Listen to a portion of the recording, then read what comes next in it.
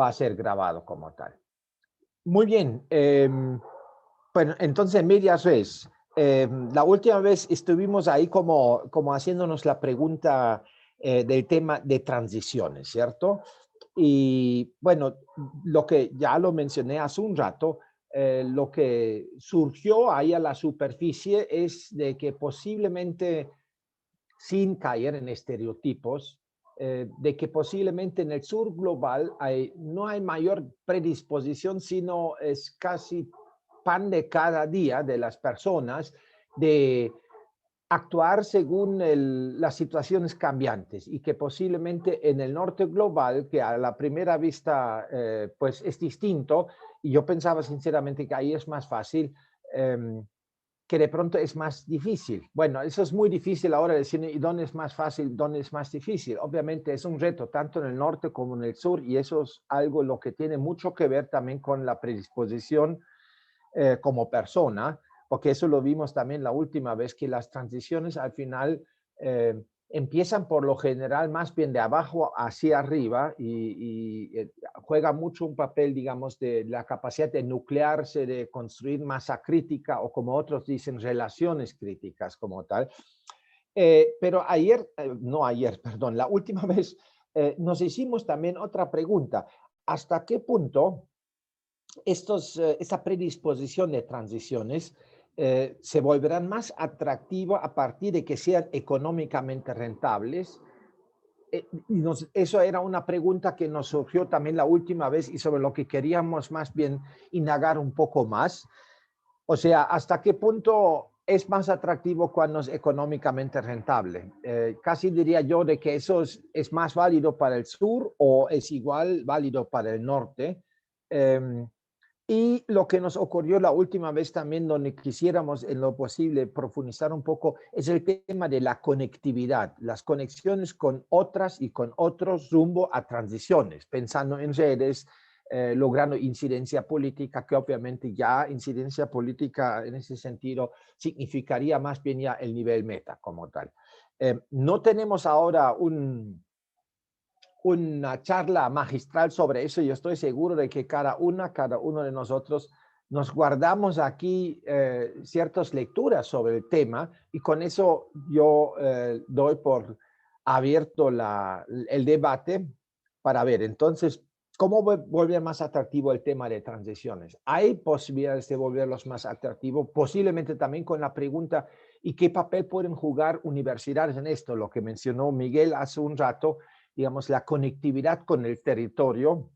Hoy no hay nadie de la Universidad Göttingen, yo me recuerdo de los geógrafas y geógrafos de la Universidad Göttingen, quienes en su momento ha sido Banu, que presentó un estudio que han hecho, digamos,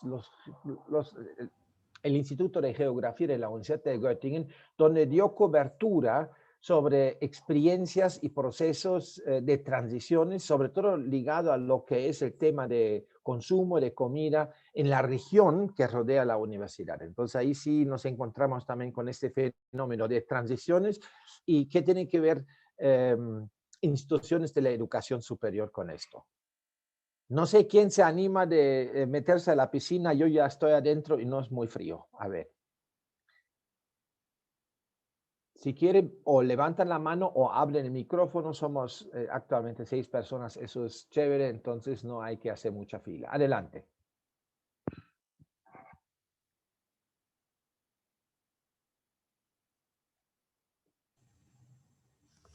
Tania.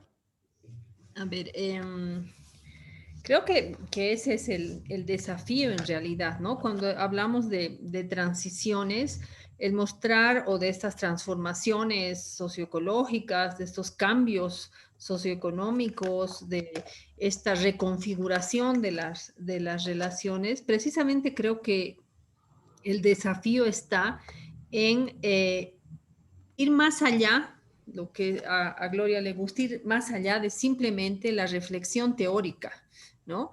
¿Qué es la transformación? Y creo que ahí una de las contribuciones interesantes que han habido es lo del almanaque del futuro, es mostrar cómo hay ya experiencias prácticas, concretas, de vivencia del día a día, donde se van generando estas transformaciones, donde se muestran que son posibles la generación de economías locales vinculadas con lo que es generación de ingresos, de viabilidad económica, de generación de empleos, pero además que están vinculadas con lo que es la reconfiguración de estas relaciones sociales y de estas ecopolíticas de las relaciones sociedad-naturaleza, ¿no?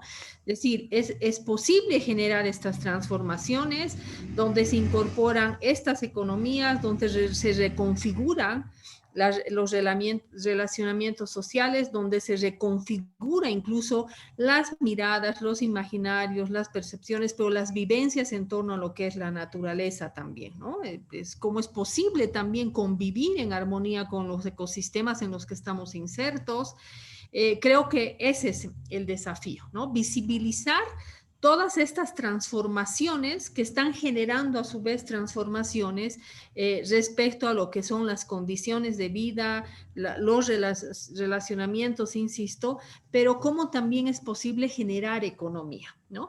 Creo que los paradigmas hegemónicos dominantes, el éxito donde tienen es mostrar como única alternativa y más bien descalificar estos otras transformaciones, otros paradigmas, otras lógicas de vida, y creo que ese es el desafío, ¿no? Eh, Creo que es interesante lo que plantea Miguel en el sentido de qué podemos hacer como universidades. Lo que hacemos como universidades es reproducir esta visión de un solo modelo como viable en el escenario económico, ¿no? Y creo que el desafío para las universidades es mostrar esta panorámica amplia en términos de construcción, no como un único modelo alternativo, sino como una posibilidad de múltiples pluralidades, de múltiples abordajes, múltiples visiones que están llevando precisamente a la posibilidad de estas transformaciones, de estos cambios socioeconómicos, de estas reconstrucciones y reconfiguraciones de lo que son las relaciones sociales, en ellas también las relaciones económicas, ¿no? Y ahí creo que también es interesante el superar estas visiones solamente desde más bien incorporar dentro de este análisis, creo yo, esta visión más bien postnormal, ¿no? Es decir, de la ciencia más allá de simplemente la academia. Creo que ese es un desafío porque hay experiencias de personas que están construyendo y que están generando estas propuestas alternativas y creo que hay que generar este diálogo también entre lo que es la ciencia y lo que es la práctica, lo que desde la práctica nos están enseñando estas experiencias, ¿no? Reconocer la existencia de otro conocimiento, de otros saberes, de otras lógicas que muchas veces la ciencia se cierra a estas alternativas, ¿no? Creo que ese es el desafío principal para la universidad, para el mundo científico, el abrirse a aprender y empezar también a teorizar desde lo que son estas prácticas y estas experiencias locales, ¿no? Que creo que en algún momento con Jorge hemos intentado hacer eso con el almanaque del futuro y las experiencias del almanaque del futuro, pero creo que es una tarea todavía pendiente ahí. Yo me quedaría acá. Recuérdeme, Tania, de la tarea pendiente, porque yo siempre me olvido de estas cosas. Ok, listo. Gracias, Tania. ¿Quiénes más tienen ahí lecturas? Bueno, Candicio. como dice Jorge, Ajá. que el agua está tibia en la piscina, pues vamos a ver qué pasa con esa agua tibia en la piscina. Sí, me parece que el tema que a nosotros, este grupo, y seguramente muchos grupos en la sociedad, nos anima a trabajar, es que definitivamente sí es necesaria una transformación. La vida y el sistema de vida que hemos venido desarrollando, sin duda que no nos está produciendo los mejores efectos ni para los seres humanos, ni para la naturaleza misma. Entonces es absolutamente necesario el cambio. Y el cambio puede afectarnos positivamente o negativamente.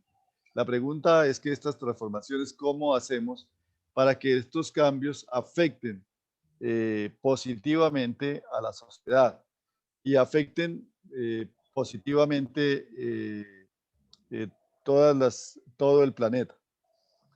Y aquí digamos que el, el tema es que uno puede continuar trabajando con reflexiones sobre el futuro, que son muy interesantes y hacer unas perspectivas muy interesantes, pero al mismo tiempo tenemos que conectar ese futuro con el presente, de tal manera de que esos acontecimientos que nosotros soñamos para el futuro se vayan haciendo presente en nuestras vidas. Y ahí es donde viene entonces la acción directa de las instituciones de educación superior. Las instituciones de educación superior normalmente, o digamos durante algún tiempo, se dedicaron principalmente a la formación de profesionales y con menos recursos y con menos insistencia en convertirse en actores de transformación en el territorio. Hoy en día, eh, yo creería que las instituciones de educación superior tienen un llamado de urgencia a convertirse en actores de la vida cotidiana en las comunidades donde estas instituciones habitan. Es decir, hay que reconocer, en primer lugar, que la universidad forma parte del sistema socioecológico en el cual se inserta. Y esto, como ese sistema socioecológico para la universidad, por su nombre, no solamente es el territorio local, sino el global, pues no hay límites para el trabajo. Por lo tanto, aquí me parece que tenemos un criterio muy interesante. Y hay unos desafíos actuales, y esos desafíos se han planteado de distinta manera. Las quejas sobre el modelo de desarrollo pues son reconocidas en todas partes. Y en esos desafíos hay seguramente la posibilidad de iniciar o de fortalecer o de reconocer todas las experiencias que va haciendo la gente en términos de altereconomías. Si las reconocemos, si las valoramos, si les hacemos eco y las difundimos y las ponemos en consideración al interior de las universidades, seguramente van a dar buenas luces. El segundo tema de gran desafío, como lo hemos señalado, es el de los jóvenes. Realmente es una preocupación global eh, y que tiene distintas expresiones. En algunos lugares, pues nuestra cobertura, por ejemplo, la cobertura en términos de formación universitaria en Colombia, que había llegado ya casi al 55%, en este momento es posible que baje a un 45% de cobertura en términos de formación en educación superior. Pero, digamos, si examinamos, aquí hay otro tema muy interesante por conversar. Y dentro de esta formación de los jóvenes, llama la atención el tipo de emprendimiento. Eh, Estamos volcados a los emprendimientos juveniles y creo que ahí hay un trabajo por reconocer cómo juntamos, cómo reconocemos las prácticas que hay en Europa, que hay en América Latina, que hay en el sur, qué relaciones podemos establecer entre unos y otros para mejorar estas relaciones productivas de los jóvenes. Porque no hay cosa más desesperante para una persona que tenga saberes, que tenga conocimientos, que tenga incluso posibilidades, pero que no pueda hacer nada porque no hay un puesto de trabajo o un emprendimiento en el cual esa persona pueda participar. Y por último, tenemos un tema que ha surgido muy reiterativamente en el Almanaque del Futuro y en distintos escenarios. Es lo que podemos hacer en torno al consumo. La tesis del modelo neoclásico y capitalista es que el aumento del consumo, el aumento de la demanda de bienes y servicios es lo que hace crecer la economía. Y entonces nosotros decimos ahora que el consumo hay que regularlo, hay que consumir con cuidado, incluso hay que reducir el consumo. Y eso, digamos, una propuesta de esta, reduzcamos el consumo, reduzcamos las demandas, eso caería mal en un discurso de los economistas. ¿Cómo hacemos entonces para que haya un consumo cuidadoso? Consumo de energía, consumo de recursos, valorando esos términos, esos elementos que nos ha dado las reflexiones de economía alternativa. Y dentro de esto es donde cabe esta circulación entre nosotros de pensamientos y de personas. Me parece que estos diálogos son fabulosos para poder ir descubriendo caminos, pero al mismo tiempo estamos abiertos a no solamente circular pensamientos y conversaciones, sino también abrir la posibilidad para que circulemos las personas y podamos comprender de cerca lo que hacemos unos y otros en estos procesos de transformación. Por ahí yo pienso que podríamos trabajar y compartir estas experiencias. Gracias, Jorge. No, a ti, Miguel. Adelante, ¿quién más?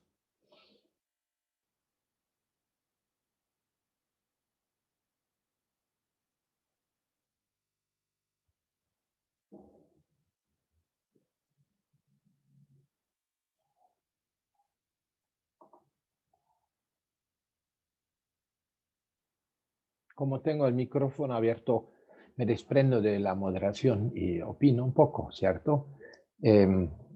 ¿Cómo el asunto de transiciones y de atractivo, ¿cierto? ¿Cómo volverlo más atractivo? Y la última vez nos ocurrió también diciendo, bueno, a lo mejor cuando es económicamente rentable se vuelve también más atractivo por una necesidad, por el sustento, ¿cierto? Eso me subraya un poco la importancia de la discusión de la renta básica universal, ¿cierto? O sea que tanto en Europa como en algunos rincones, por lo menos de América Latina, en el caso de Colombia, se está peleando políticamente, posiblemente sin mayor posibilidad de llegar a un buen término, pero por lo menos se logró agendarlo. Y creo que transiciones tienen mucho que ver con, dicho de otra manera, yo estoy convencido de que si hay personas, no todos por supuesto, si hay personas que tuvieran la posibilidad de desvincularse de la necesidad del sustento económico, estarían muy interesados de dar pasos transicionales, ¿cierto? Un poco también en construir el futuro en el presente. Y en ese sentido, estamos pensando y logramos al final un financiamiento para esto. En el caso del Ecuador, con un conjunto de familias de permacultores quienes ya dieron pasos en términos transicionales de arrancar con un proyecto de renta básica, no universal, porque para eso no alcanzan los recursos y tampoco ad eternum, sino para un lapso de tiempo, para permitirles a personas y sobre todo a personas más jóvenes de lograr migrar a sustentos económicos más amigables con el medio ambiente, pero también rentables, ¿cierto? Yo creo que lo económico juega obviamente un papel importante, aun cuando no siempre, porque creo que aun cuando puede ser rentable económicamente o atractivo inclusive, el primer paso es de que la persona, yo estoy convencido de que esos cambios empiezan a nivel personal, puede ser influido, contagiado positivamente por, digamos, por el umbral social que me rodea. Eso es la hipótesis que queremos trabajar en este proyecto piloto con los permacultores, quienes a su vez en sus entornos sociales llevan desde hace ratos procesos y han logrado el interés de vecinos, de vecinas, que eso es el ámbito rural, y donde hay personas, digamos, siendo los permacultores muchas veces neorurales, pero donde hay población rural quien realmente está convencido y quisiera de este paso, y ahí sí el cuello de la botella es el tema económico, ¿cierto? Y ahí sí la hipótesis es si se logra, por ejemplo, con una renta básica limitada a un año y medio, que contempla 30-40% de la canasta básica necesaria, si eso hipotéticamente le permite a la persona de dar este último paso decisivo para lograr en lo que es el sustento económico de llegar al otro lado del río, ¿cierto?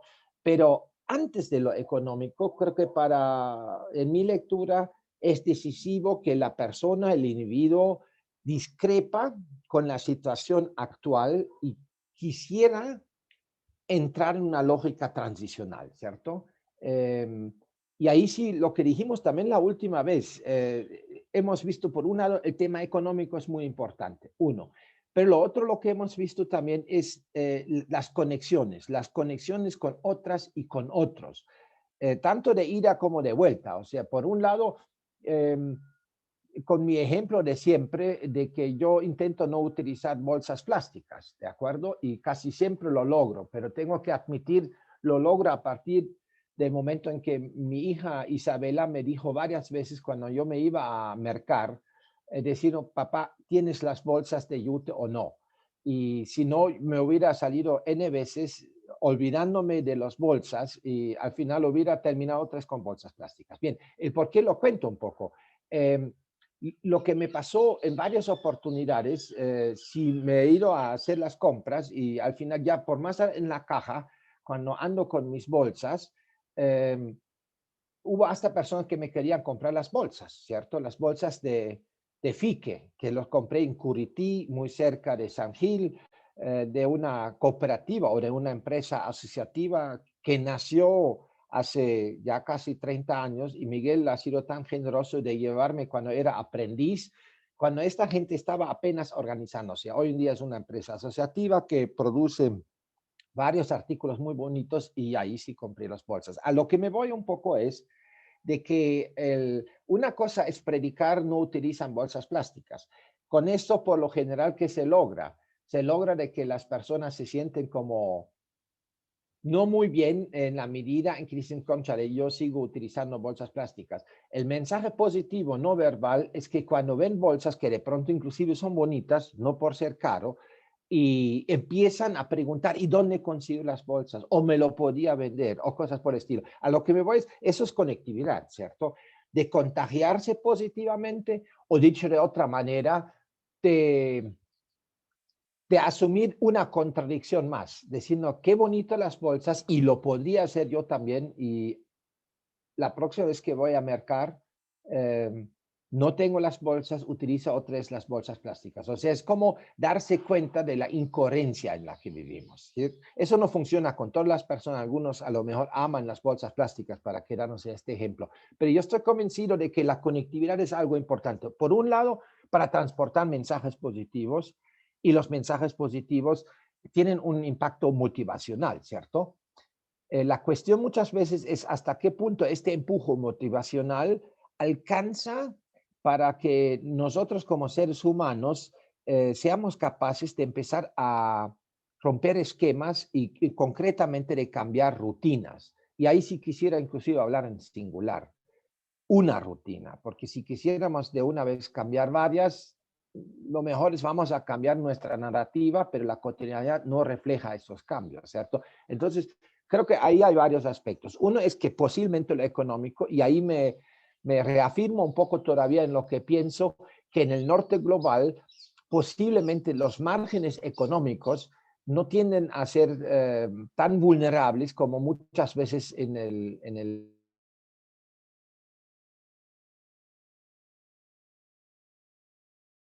de pronto hay interés, pero el bolsillo no da para esto. Eso posiblemente clase media en el norte global sí les da algo de posibilidades, ¿cierto?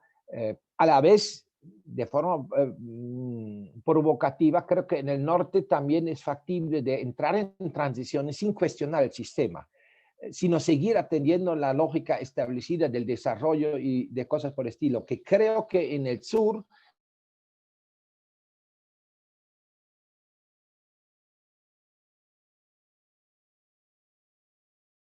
posiblemente, y ahí sí cambió algo con mi máquina, espero de que, no, están todos, se me cambió de por sí.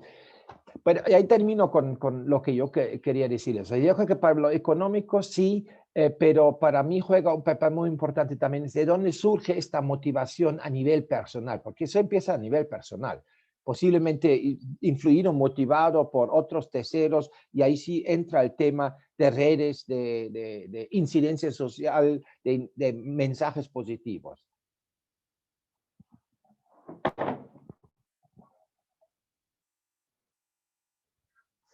¿Quién más quisiera meterse a la piscina?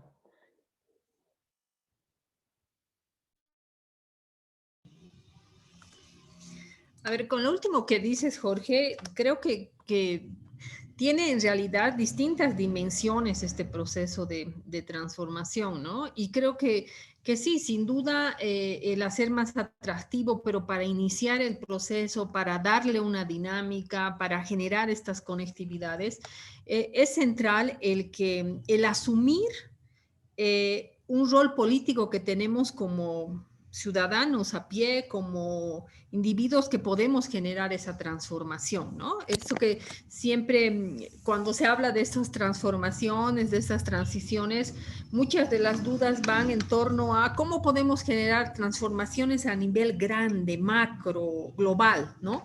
Y creo que es importante el asumir que la transformación también puede generarse desde una decisión individual.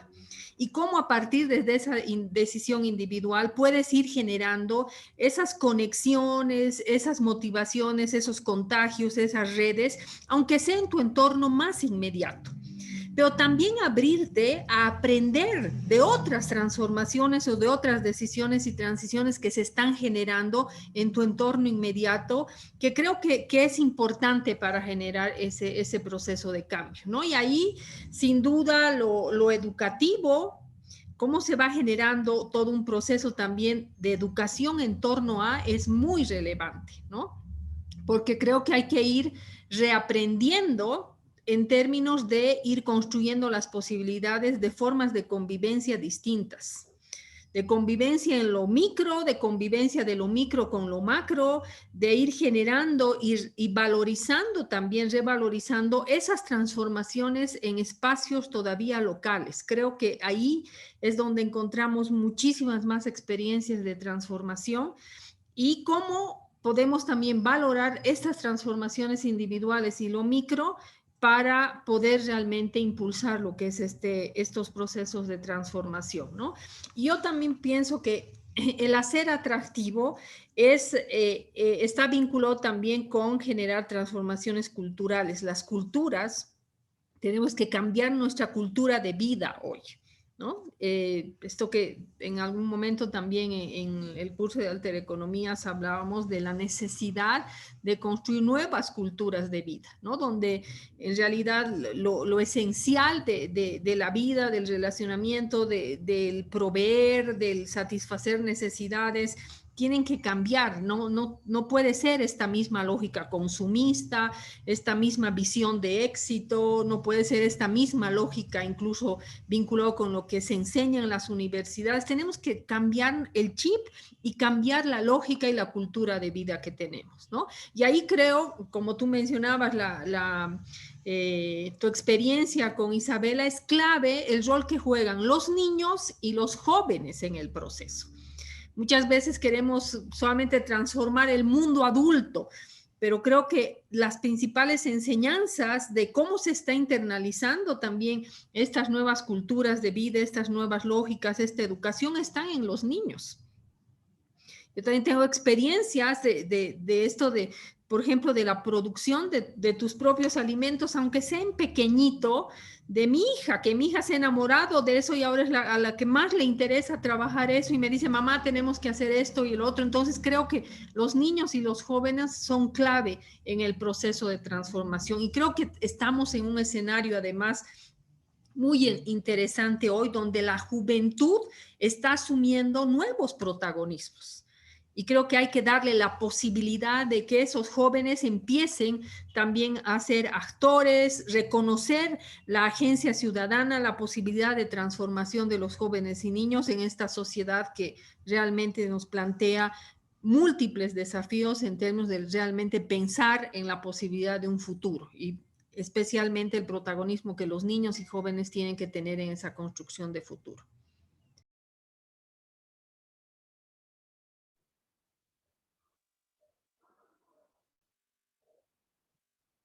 Miguel.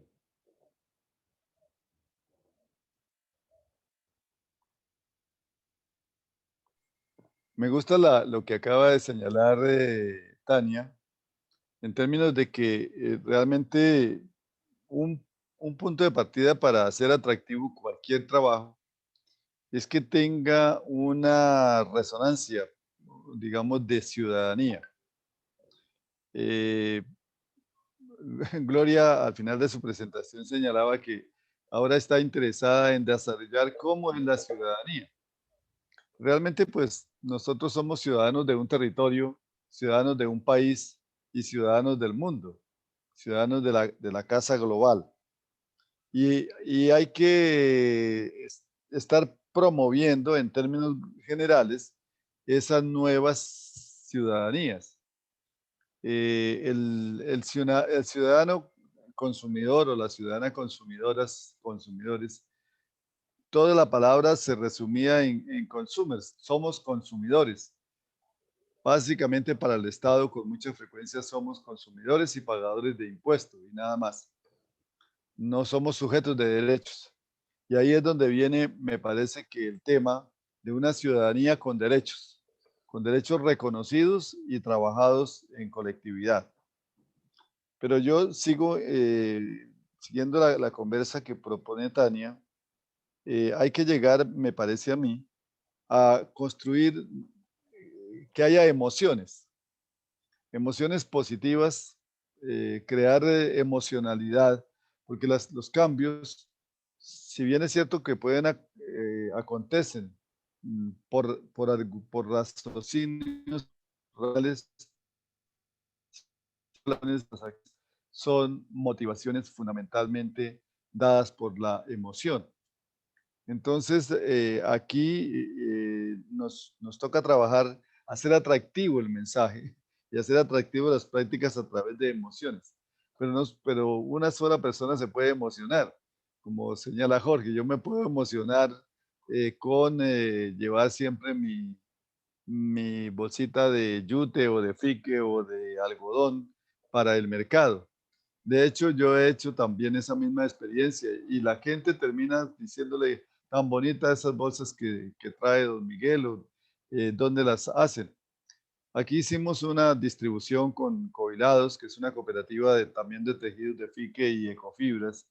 Y las cooperativas se hizo una gran campaña para distribuir masivamente estas bolsas altamente reciclables. Y realmente la gente ha empezado a tomar con emoción colectiva de protección del ambiente. Esta emoción colectiva se construye por acciones conjuntas. No puede ser la emocionalidad de un sujeto, porque finalmente no es el sujeto individual el que transforma la realidad, sino son las movilizaciones y las acciones colectivas las que pueden producir esos efectos a largo plazo. En ese sentido, es muy bueno la red, trabajar en red. Y es una experiencia que les puedo decir, cuando uno impulsa una red, está impulsando las posibilidades de transformación. Y esas redes pues son locales,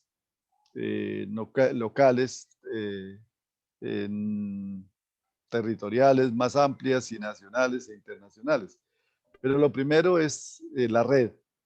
Y la red es local también. Aquí, por ejemplo, red de productores. Hicimos la experiencia en algunos productos, red de productores de tal cosa, red de mujeres, redes. Y realmente por ahí hay un buen camino de aprendizaje. y un buen camino de motivación y un buen camino de hacer atractivo este trabajo de transformación social. Y me parece bien lo que señalaba Tania y lo que señalaba Gloria al comienzo, el trabajo intergeneracional. Hay algunas experiencias, por ejemplo, una cooperativa que se llama Colega en Cundinamarca, tiene la experiencia de que trabajan los adultos en una cooperativa de producción de campesinos productores de leche, pero están trabajando intergeneracionalmente y realmente han hecho un trabajo maravilloso de transformación del contexto de su economía, dándole limpieza y dándole, como señalaba Jorge, dándole rentabilidad. Es decir, la transformación es rentable. El cambio produce efectos económicos. Esta produce efectos en calidad de vida y produce efectos económicos. Pero hay que vincularlo también a hacer un trabajo intergeneracional. Hemos hecho algunos ensayos aquí con las cooperativas. No hemos sido tan afortunados totalmente, pero hay un buen grupo de exploradores solidarios, que son niñas, niños, que están trabajando el tema de la economía solidaria, de la solidaridad, y hacen proyectos maravillosos ellos mismos, acompañados y asociados con sus padres de familia, con sus madres de familia. Eso me parece que por ahí hay unos atractivos que vale la pena explorar y que las universidades pueden hacerlo. Ahí también aquí dentro de Unisangil hicieron una experiencia con construcción de ciudadanía y la denominaron Ciudadanía desde el Aula. Y esta ciudadanía desde el aula consistió en hacer una red entre maestros y estudiantes para trabajar esta ciudadanía con derechos, pero reconociendo no solamente los derechos propios de cada persona, sino también los derechos colectivos y los derechos de la naturaleza. Creo que por ahí hay un camino muy interesante para construir o reconstruir el tejido de una cultura de vida que sea diferente. Llegó Natalia. Yo tengo una pregunta. Adelante, adelante, Gracias. Gloria, y bienvenido a Natalia, que ya se subió también. Listo. Adelante, Gloria. Gracias. Para continuar ahí con el tema de Miguel, me gustaría preguntarle, tomando como ejemplo el caso que menciona de la ciudadanía en el caso en Unisangil, ¿qué se aprendió de eso y qué pasa actualmente con ese programa, por ejemplo? ¿Cómo puede, a partir de esa experiencia, decir cómo nos sirve a otros en este territorio para el tema de ciudadanía? Sí, De cómo ser practicantes ciudadanos sí, buenos. claro. Entonces, me gustaría, Miguel, ¿no? Y mirar ese caso. Bien, el caso es bien interesante y creo que vale la pena conversarlo más porque hay varios temas en torno a la ciudadanía desde el aula y realmente la red, todavía tienen la red de profesores que están trabajando el tema y lo están trabajando en distintos niveles educativos. Ha seguido avanzando esta ciudadanía desde el aula para generar nuevos comportamientos ciudadanos. Y la idea sería vincular, digamos, el trabajo se hace mediante la selección de algunas docentes que voluntariamente quieran incluirse y luego pues hay unos materiales y que se trabaja principalmente con la metodología de dilemas morales. Es decir, ante esta situación problemática, cómo podemos actuar y los niños y las niñas exploran sus propias responsabilidades frente a cualquier situación social o problemática que se le pueda presentar desde el punto de vista de ciudadanía. Pero es un tema, digamos, fundamentalmente pedagógico, de acción pedagógica, pero que podría ser también, digamos, un buen trabajo. De hecho, podríamos pensar en como lo hemos pensado en alguna otra ocasión y lo teníamos, una escuela de ciudadanía, porque la construcción de ciudadanía, de nuevas ciudadanías, es un tema vital en las transformaciones. Sin nuevas ciudadanías es casi imposible abordar el tema de las transformaciones sociales. Gracias, Gloria. Perdón que insista, Miguel, es solamente para volver al tema nuestro de transformación. En ese caso, esa experiencia en temas tales como la universidad, los jóvenes y la ciudadanía, tomando un caso, un ejemplo, ¿no?, de ese programa, ¿qué significa esto para la transformación aquí? ¿Qué significó eso para la transformación de los estudiantes de Unisangil para ser mejores ciudadanos, por ejemplo? ¿Y qué ha pasado con eso? Es que hago esta pregunta con el deseo de aprender de otros, pero en realidad ¿no?, de ver para qué sirven estas cosas y cómo nos hace mejores ciudadanos a los estudiantes. ¿Cuál ha sido la continuidad de ese programa dentro del contexto de nuestra discusión de hoy? Como que es que son dos niveles. Disculpe. Un nivel es el de las escuelas de básica secundaria y otro nivel interno de la universidad. Ahí se tiene la cátedra de ciudadanía, y entonces dentro de esa cátedra de ciudadanía han surgido experiencias interesantes. Una, el observatorio, por ejemplo, de violencia; el otro, otros observatorios de política, y algunas prácticas ciudadanas en torno al ejercicio de la participación de jóvenes. Ahí hay ya dos jóvenes que han estado trabajando militantemente en el escenario municipal. Pero no es todavía un tema de alta profundidad, pero esperamos que, digamos, que vaya mejorando. Lo segundo es que se intenta hacer el observatorio democrático a través de lo que en Colombia se denomina la misión de observación electoral. Y ahí hay algunos jóvenes que han participado y que tienen una mirada crítica sobre todo esto que nos está aconteciendo en nuestro país en términos de la participación ciudadana. Pero este tema, digamos que es muy interno, me gustaría compartirlo porque me sumo a su interés de ayudar a desarrollar mejor la ciudadanía en nuestro territorio. Gracias, Miguel.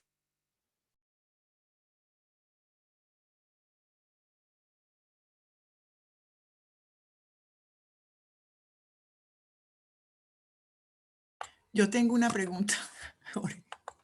Sí, adelante, adelante. Gracias. Mientras que los demás piensan en sus comentarios también, porque hasta ahora habla mucho más el sur y no tanto el norte. Adelante, Gloria. Gracias. Quisiera, pues, como al principio se presentó Hodgen, no, estoy pronunciando mal su nombre, pero como Jochen. Vivió en Colombia, ¿no? Y me gustaría, como lo hicimos la vez pasada, que fue muy digamos, muy motivante para este grupo, aprovechar como a partir de la experiencia individual que nos ayuda a reflexionar en temas que son, obvio, ligados a temas muy amplios, caso transformaciones.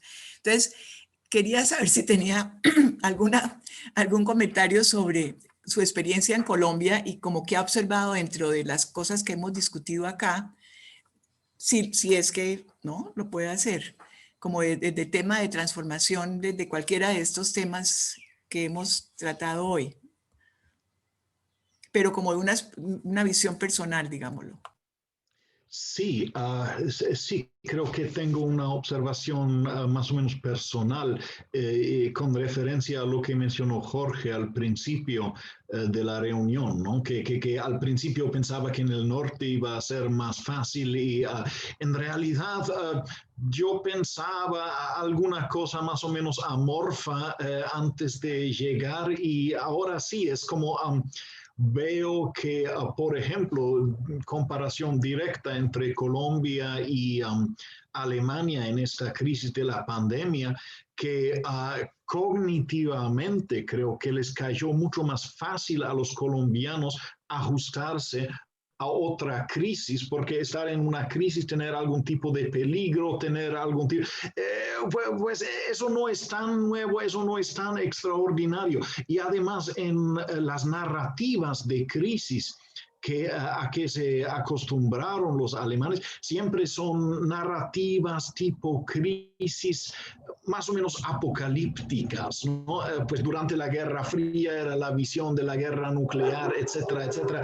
Pues es algo más o menos irreal que hay que tener en cuenta, pero no es algo que requiere algún tipo de acción. Mientras que, pues obviamente conocen la historia de Colombia y todo eso es... pues la necesidad de continuadamente adaptarse a diferentes necesidades urgentes no es tan nueva y creo que en diferentes zonas del sur global es más o menos lo mismo, así que yo veo más posibilidades en realidad en el sur que, pues, tal vez también es una cuestión generacional, ¿no? Pero la generación, decimos, de las personas entre más o menos 45 y 85 años, ¿no? Que vivieron el liberalismo de la posguerra como la normalidad definitiva de su biografía. Y quienes en el año 89 tenían su gran momento de triunfo de esa verdad y estaban entonces esperando que cualquier tipo de futuridad iba a ser más o menos más de lo mismo o tal vez bajo esa narrativa de desarrollo sostenible que iba a ser, sí, lo mismo, pero con un sabor un poco diferente, ¿no? Ellos van a tener problemas psicológicos de ajustarse, tienen ya más problemas psicológicos de ajustarse, lo que se puede ver en diferentes patrones de reacción a la pandemia que se pueden observar en Alemania, pero no en Colombia. Y creo que sí, estoy de acuerdo más o menos con Jorge y creo que eso se puede explicar simplemente con diferentes experiencias de vida y diferentes maneras de cómo se construyeron futuridades y expectativas para el porvenir.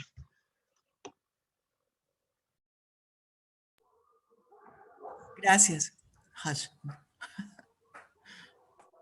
Jochen escribió en el chat cómo se puede pronunciar fácilmente su nombre, escrito a la latina, eso. Jochen. Ok, Miguel. No, tranquilo. Adelante.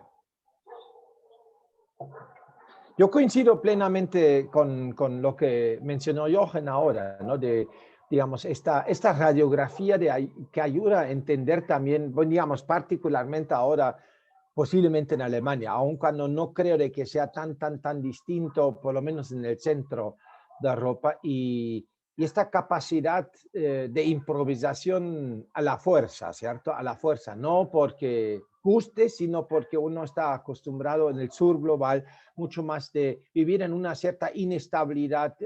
La crisis se expande cada día, o sea, es triste, pero la crisis es como... Si no hay crisis, a lo mejor la gente diría, aquí falta algo, ¿cierto? O sea, como que se está tan acostumbrado a vivir en la crisis y eso creo que sí es distinto. Yo me recuerdo, todavía vivía en Alemania cuando, dicho de otra manera, yo creo que en generaciones anteriores hay muchas personas que sí encontraron empleo y de alguna manera era poco probable que cambien el trabajo durante su vida, sino que se jubilan o empezaban a trabajar. Eso es hoy en día inimaginable, inclusive en Alemania, en Europa, porque ya la movilidad es muy distinto y eso tiene mucho que ver también con, creo que el tema de otras generaciones.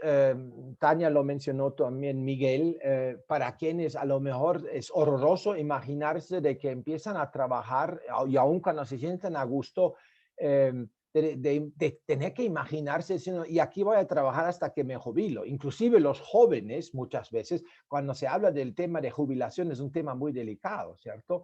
Donde yo he escuchado más que una vez diciendo, no, sí, ya no eres tan viejo, pero sí tú puedes aspirar a una jubilación. Hay generaciones jóvenes que dicen, olvídense de eso. Eso van a ser cosas que casi pertenecen al pasado, porque nosotros no podemos aspirar a eso. O sea, entonces ahí me doy cuenta que tienen ya un chip bastante distinto, pero con mucha potencialidad. Y eso posiblemente en el norte, perdón, lo que mencionó también Jochen, de pronto en generaciones más jóvenes, disculpen de que mi vecino quiera opinar también, es pastor alemán, pero hablan otro código, ¿no? Siempre lo digo, y es muy querido, pero no puedo evitarlo. Yo creo que posiblemente las generaciones más jóvenes funcionan distinto. Lo que mencionó Tania, lo que yo veo en Isabela, y bueno, o sea, yo lo que quería decir todavía, el esfuerzo de que tengamos también gente bastante más joven en este grupo, hasta ahora, bueno, en algunos casos ustedes se dan cuenta, sí funcionó, porque yo de veras creo que cuando hablamos del tema de transiciones y lo hacemos en un grupo etario de 50 a 70, vemos ciertas cosas y hay otros elementos que a lo mejor no van a surgir así de fácil a que cuando realmente se tiene el mismo análisis o el debate con gente bastante más joven. Entonces, este reto, digamos, de lo intergeneracional, ¿cierto?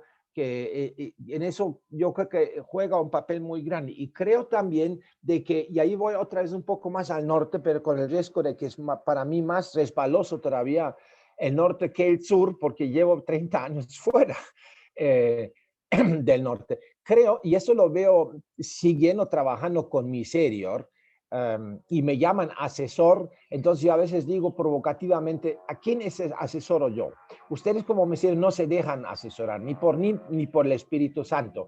Y en el sur yo andando como con de asesor tampoco me gusta mucho, más bien acompañar, aprender y de pronto contribuir en algo. Pero a lo que me voy es, cuando yo veo en el norte, sobre todo personas del grupo etario mío, creo que hay mucha predisposición de entrar en lógicas transicionales, mientras que esas lógicas transicionales se enmarcan dentro de lo que es su Weltbild, se dice en alemán, ¿cierto? O sea, lo que es esta película de vida, donde cae muy bien lo que es el 89, la caída del muro, sí, donde sí se puede hacer unos cambios, unos cincelazos, pero en lo grande y lo ancho, pues no ha cambiado nada. Y aprovecho de que uno de los pocos fotos que he puesto hasta ahora en nuestra casa, porque nos hemos mudado hace 4 meses a Envigado, a Colombia. Antes yo viví 26 años en Bolivia. Aquí eso no lo pueden ver muy bien en la cámara, pero eso es una foto. Es una foto que saqué en el año 90, a un año de la caída del muro. Y esta foto, lo voy a leer ahora porque no lo van a poder leer ustedes, lo saqué de un pequeño edificio en Magdeburgo, pero estaba muy escondido y por eso un graffiti, por eso no lo habían tachado. Y dice, der Kapitalismus hat nicht gesiegt, er ist nur übrig geblieben. Y cuando se traduce esto, y eso me pareció realmente, yo saqué una foto, digo, lo que pasa es que el capitalismo no ha vencido, es que ha sobrado. Es que ha sobrado. Y para mucha gente ha vencido, por lo menos para personas que pertenecen al grupo mío o que inclusive más mayores, que para eso era claro que se cayó el muro, se fracasó el modelo, digamos, de conseguir un sistema socialista o comunista, podemos discutir sobre esto desde el bloque soviético, ¿cierto?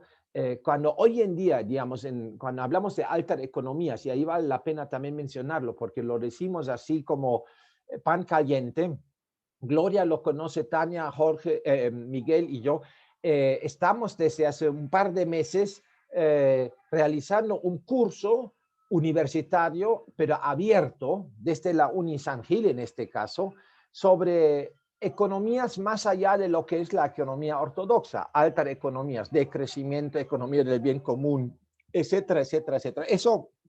A eso nos referimos cuando hablamos de altas economías, e inclusive eso es un tema sobre lo que podemos en algún momento también analizar un poco más en este espacio, porque por lo menos desde mi lado creo que vale la pena de continuar con este ejercicio y abrir inclusive este espacio si haya interés por parte de desde universidades en Alemania, con tal que no cambiemos el idioma, lo que es español, si no estaríamos fritos. Bueno, yo coincido y yo creo de que transiciones tienen mucho que ver con la capacidad de imaginación. con capacidad de imaginación, porque si no son transiciones, con todo el respeto, o sea, de no cambiar bolsas plásticas, y es una rutina que he cambiado, logré cambiar algunas otras, aun cuando las más importantes creo que todavía no lo logré como tal, pero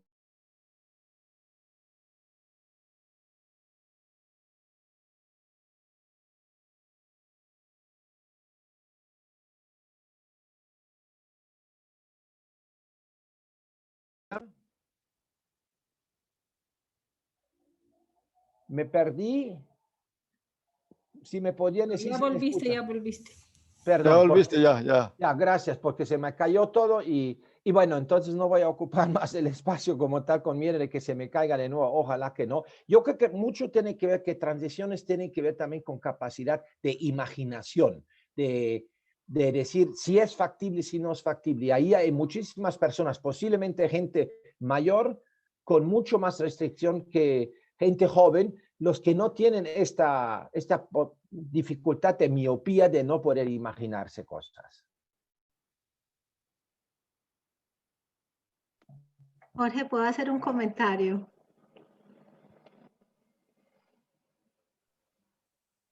Por Sí. supuesto, para eso estamos aquí en Bueno, el no, espacio. pero es que Adelante. como llegué tan tarde, no, no sé si vaya a estar muy, muy, digamos, fuera de lugar lo que quiero decir. Y antes de todo me disculpo por llegar tarde, pero digamos que yo estuve pensando mucho en la pregunta o como en el tema que tú planteaste para la reunión. Y ahora con esto que escuchas siento que puedo de alguna manera aportar en esa reflexión y preguntándome un poco, bueno, cómo realmente esa transición puede ser económicamente rentable o cómo, digamos, dar ese salto que permita, digamos, realmente ir como en esa dirección de transformación. Y ahí lo conecto con lo que tú dices de la capacidad de imaginación y yo pensaba en dos asuntos. Uno que tiene que ver de cómo creo que una de las maneras de posicionar esta idea de la transición es que se vuelva una necesidad sentida para la gente. Y creo que en este momento de crisis global es un escenario de oportunidad porque en general hay una sensación de necesidad de cambio. Entonces creo que ahí, si uno se acerca más allá, comparto y coincido con estas diferencias. Yo que vivo acá en Alemania veo las diferencias entre Colombia y Alemania de la forma como se vive esta crisis y realmente sí, es bien interesante estar en esos dos escenarios, pero sí creo que hay un escenario de oportunidad de poderse pensar en la transición como una necesidad, incluso del mercado, si uno lo quiere hablar en términos más duros, ¿no? Porque lo que claramente nos está evidenciando la crisis es que tenemos que caminar hacia otra dirección y esto significa que la pregunta sería cómo esa transformación se vuelve también rentable y produce no solamente condiciones que permitan, digamos, un bienestar, sino satisfacer necesidades y ser felices también, ¿no? Y entonces ahí pensaba en el segundo elemento que quería connotar, que tenía que ver un poco de cómo desde esas transiciones nos preguntamos cuáles son las necesidades que tendríamos que, digamos, de alguna manera responder, que supongan, por un lado, adaptarnos a esta nueva realidad, ¿cierto? Pero por otro, resolver esas necesidades. Entonces ahí encontraba que quizás la tecnología podría ser un punto de entrada que valdría la pena preguntarse, ¿no? Solo pensando desde el tema de la virtualidad y de ahí para allá todo lo que significa el nuevo relacionamiento desde estas formas virtuales que significan también una nueva tecnología, cómo podríamos también explorar eso. Y en eso creo que hay también una conexión interesante, no solo de distintos actores, sino también lo que decíamos de las generaciones, ¿no? Entonces me parece que podría ser bien interesante profundizar un poco en eso, como también desde esta nueva construcción de relacionamientos logramos avanzar hacia esa nueva forma, porque es un poco paradójico, ¿no? Estamos hablando de una transición que cuestiona el modelo en muchos sentidos, pero que nos hace estar más conectados también, ¿no? A través de estos medios virtuales. Entonces, bueno, quería como poner esos elementos ahí que me parece que pueden ayudar a la reflexión y que podrían ser interesantes esta transición.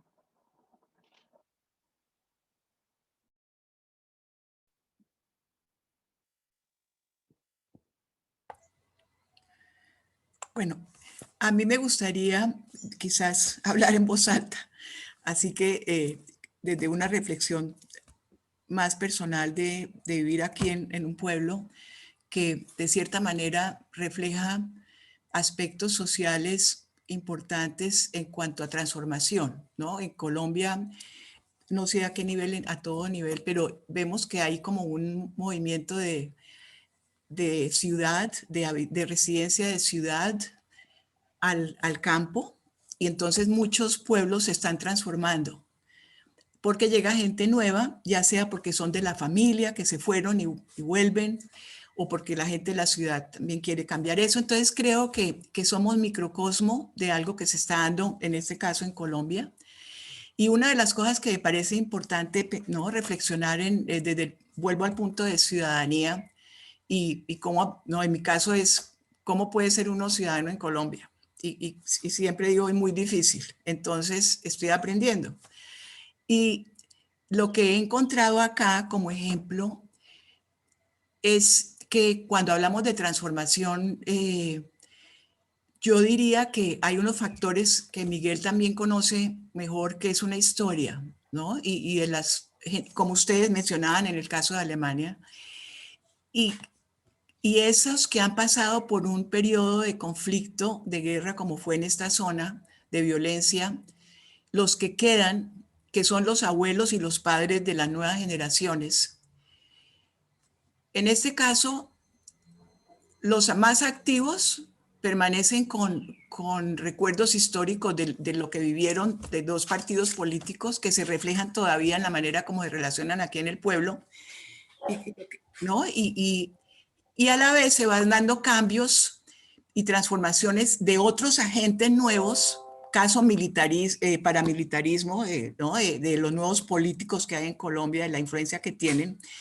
Y yo creo que el microcosmos de Barichara es importante porque permite mirar otras cosas. Entonces, lo que me parece muy difícil en estas transformaciones es que aquí, por ejemplo, políticamente no se participa, se obedece. La mayoría de la gente no ve alternativas, ¿sí? Este es un pueblo, un municipio donde ¿no?, 2000 son, digamos, del pueblo del casco urbano, los otros son rurales. Y la ruralidad se ha ido transformando. La gente, hay campesinos todavía, los más jóvenes, están en construcción porque lo nuevo es ganar dinero comprando tierra y transformándola en casas donde viene a vivir gente de afuera o algunos se vienen a vivir acá. Entonces, hay una serie de factores de modernidad que están transformando y por eso también pienso en lo que es transformación, cómo estamos usando la palabra transformación y transiciones, para quién y cómo. ¿Sí? Aquí se dan transiciones, pues las transiciones que priman son las transiciones de un poder político y de capital. ¿Sí? Ejemplo, constructores. Entonces, y parte de una maquinaria política. ¿Sí? Aquí el alcalde lo pusieron los que están en poder a la gobernación y a nivel nacional. Entonces la pregunta que me hago es, bueno, ¿qué hacemos nosotros los que queremos cambiar esto?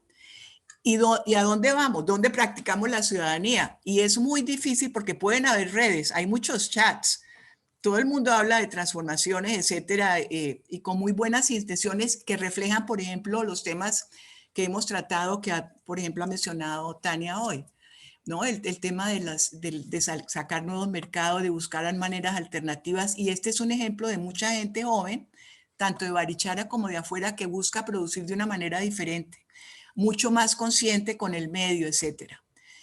Pero tomando el tema del agua, que es un punto que nos permite converger en el sentido que es una necesidad, un derecho fundamental, es un microcosmos de lo difícil que es, ¿sí? Porque hay un aparato gubernamental burocrático que permite que se hagan cosas legalmente. Los políticos corruptos hacen las cosas legales y roban de la manera más descarada, legalmente, no moralmente, pero legalmente hacen contratos y se los dan a los amigos y todo es legal.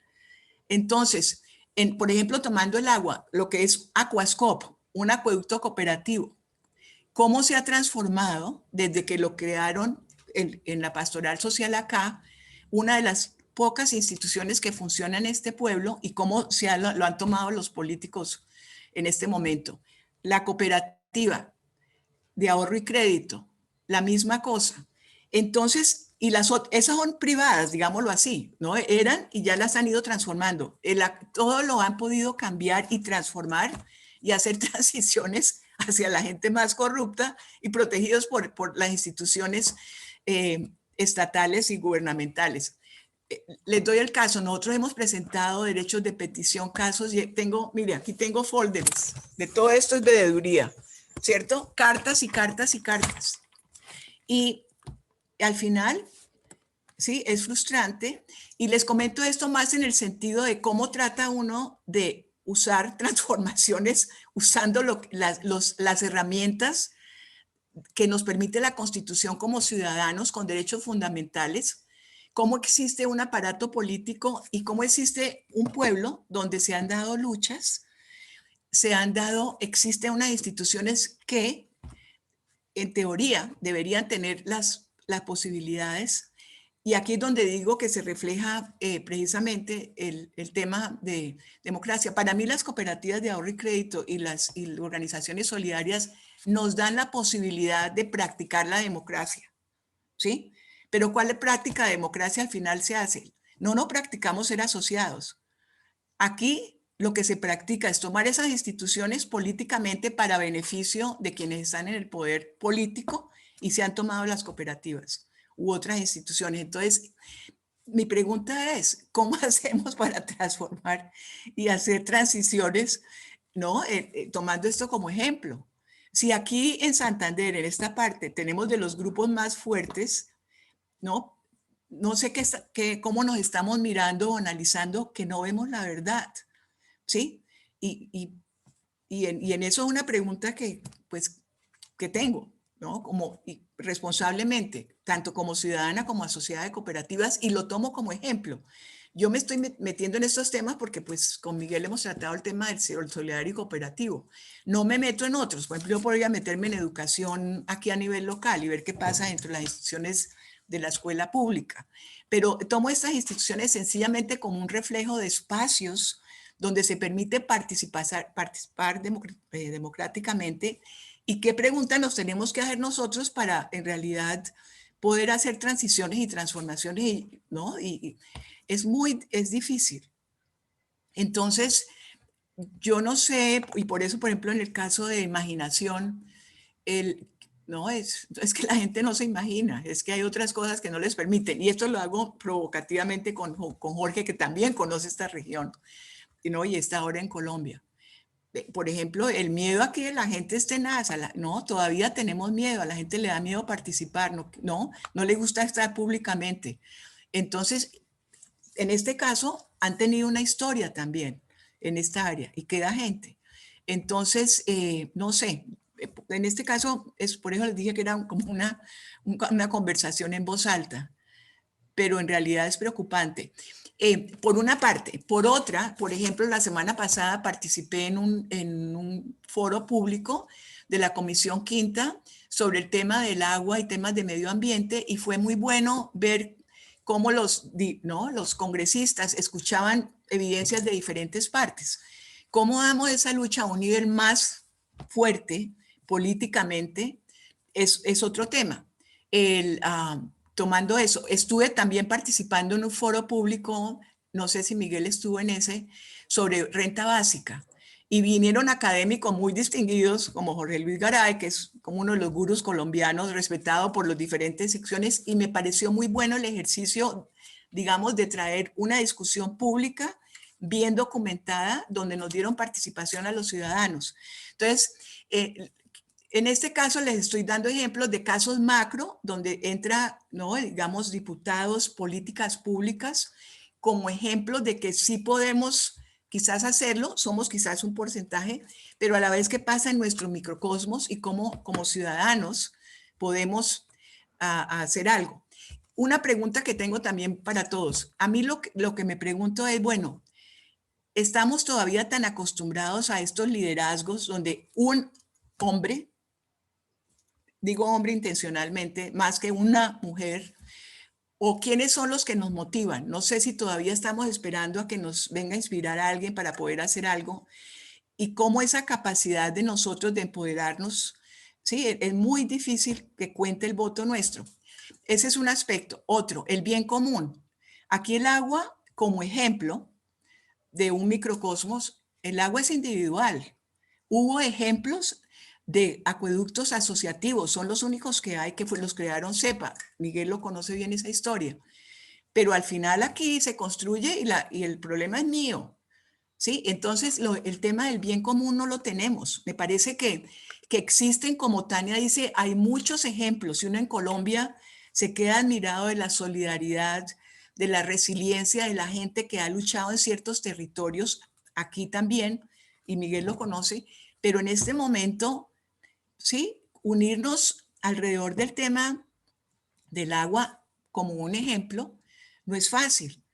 Entonces, y es difícil por tomar liderazgo. Liderazgo puede ser de muchas maneras, dedicarle 24 horas, 7 días a la semana, ¿sí? Es muy difícil. Entonces, ¿dónde nos unimos? ¿Dónde están los líderes? Y es de las cosas que más me preocupan a mí, ¿no? Porque no sé cómo vamos a transformar estas cosas. Es difícil. Bueno, perdón que estaba pensando en voz alta. ¿Quién se anima de responder a las preguntas de Gloria pensando en voz alta, que son súper válidas? Gracias, Gloria. A ver. Un breve comentario, Jorge. Adelante. Sí, Gloria, yo pues comparto estas reflexiones y que en términos generales nos ponen frente a las transiciones. Realmente no hay, a mí me parece siempre que pues, nuestro mundo tiene un factor muy fuerte que es el tema político. Y el tema político tendido en dos direcciones, la construcción de sociedad y el ejercicio del poder. Lamentablemente, y no solamente para el sur, sino también para el norte, con mucha frecuencia, digamos que el Estado, los gobiernos más bien, no representan los intereses de los bienes comunes, sino los propios intereses o los intereses de quienes han patrocinado sus apuestas gubernamentales. Y aquí pues tenemos una escasez o una deficiencia grande histórica sobre el ejercicio de la ciudadanía. Este es un tema de transición, sin duda. Y Gloria se pregunta, ¿y cómo construir su ciudadanía en este país? ¿Cómo en este país que ha sido amedrantado por una historia de violencias cruzadas? No la de ahora, ni la de las FARC y los grupos subversivos de los paramilitares, sino de diferentes tipos de violencias. Nosotros, la historia colombiana es una historia de violencias desde la llegada, desde la invasión de los españoles hasta nuestro momento. Y luego ya cuando se estabiliza el país un poquito desde el punto de vista de una relativa autonomía en el siglo XIX, pues las violencias siguieron y el siglo XX se despertó con la guerra civil y continuó la guerra conservadora, las guerras liberales, y bueno, estamos en una permanente violencia donde estamos acostumbrados simplemente a mirar quién es el Mesías o quién es el que está mandando de manera dictatorial. Y con esta pandemia pues se agrava la situación, porque la coerción social ha crecido en el mundo con estas nuevas dictaduras emergentes, porque son dictaduras las que se están imponiendo en la humanidad. Y estamos sufriendo de carencias de ciudadanía. ¿Y por dónde entonces abordar ese camino? Yo diría que yo sigo pensando en que hay que tener, y territorialmente me parece que debemos aquí recuperar nuestras escuelas de formación política local, de volvernos a encontrar para hacer incidencia en el campo educativo de los jóvenes y de los líderes que están actuando.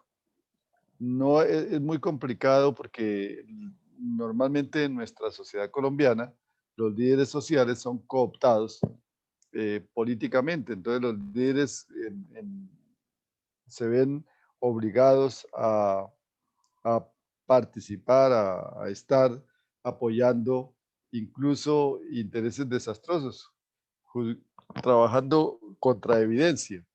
Digamos, los jueces de la República han condenado a actores sociales y sin embargo la ciudadanía los sigue apoyando. Esa es una gran contradicción. Y de ahí no podremos salir si no hay unas nuevas ciudadanías que se pueden construir desde las aulas. Tenemos otro problema en Colombia que es el mesianismo. Aquí se van creando esos mesianismos y son mesianismos malos y entonces pues ahí la gente se trabaja. Frente a eso nos queda un poco de resistencia, un poco de construcción de veedurías. Yo formo parte de una red nacional que es la Misión de Observación Electoral y todavía formo parte, aunque no he tenido mucho tiempo para dedicarle más tiempo a Viva la Ciudadanía, que es un trabajo muy interesante en el país. Y bueno, la experiencia nos dice que en todo el territorio nacional hay una persecución sistemática frente a los líderes sociales. Y esa persecución sistemática digamos, es una persecución desde distintos flancos. Los líderes del agua, los líderes ambientalistas, los líderes de las economías transformadoras más militantes, son tildados inmediatamente, automáticamente son tildados de no solamente de subversivos, sino de delincuentes. Y este hecho es muy grave en nuestro país. Esta cultura de la muerte contra los líderes. Y los asesina el Estado, o digamos, los organismos del Estado, y los asesinan también las personas que están dedicadas a otros tipos de violencia. Entonces están los líderes sociales intentando hacer transformaciones, en el caso de las comunidades indígenas del sur en este momento. Pero fue nuestro caso aquí en las provincias del sur de Santander por la época de los años 70.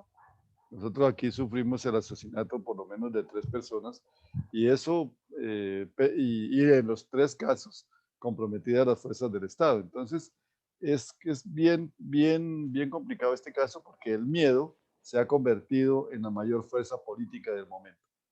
Frente a eso, ¿qué? Pues resistencia y veeduría, colectividad y bueno, aprender nuevas formas de ser ciudadano como señala Gloria. Creo que tenemos que hacer nuevos aprendizajes. Y volviendo al caso de las transiciones, sí, yo creo que también utilizar el campo de la comunicación.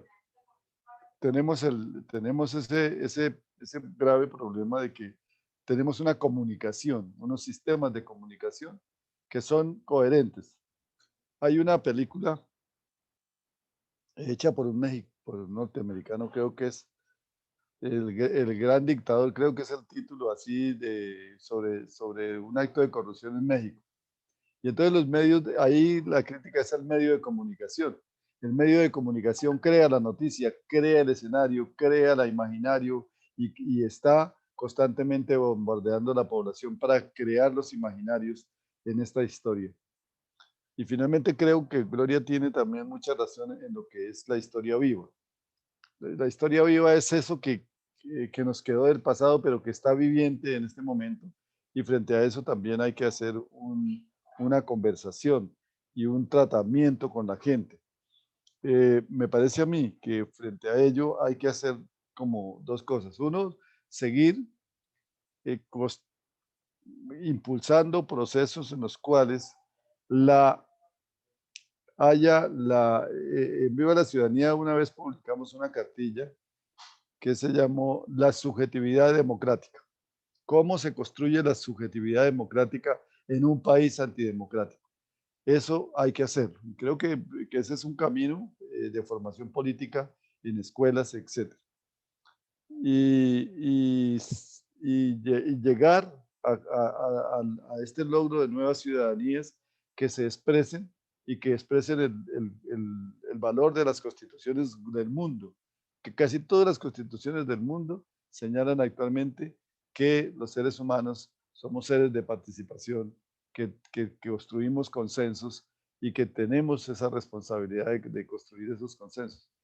Y la pretensión de ayudar a que haya una incidencia política cada vez más clara. Aquí estoy participando en una red departamental y nacional que se llama RENAF, la Red de Agricultura Familiar. Y este tema de la incidencia política se vive una y otra vez. Las mujeres aquí en nuestro territorio están tratando de hacer políticas públicas. Ahorita mismo estamos empeñados en hacer un referendo campesino y recogiendo firmas para ver si que transformamos la política.